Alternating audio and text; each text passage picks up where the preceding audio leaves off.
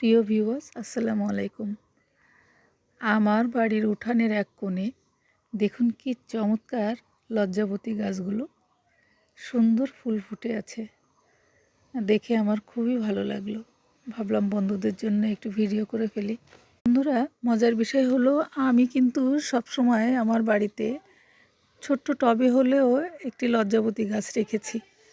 কারণ লজ্জাবতী গাছ আমার খুবই পছন্দ। আমি ছোটোবেলায় যেখানে দেখতাম ওর সঙ্গে খেলা করতাম। কেন যেন এত ভালো লাগে আমি জানি না।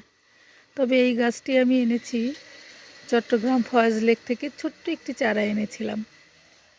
ফয়েজ লেকের মাটি দিয়ে বোতলের মধ্যে করে ছোট্ট একটি চারা এনে লাগিয়েছিলাম। এখন এখানে ভরে গিয়েছে, দেখতে এত ভালো লাগে। তো ভাবলাম এত ভালো লাগার একটি দৃশ্য আমার বন্ধুদের সঙ্গে শেয়ার করি।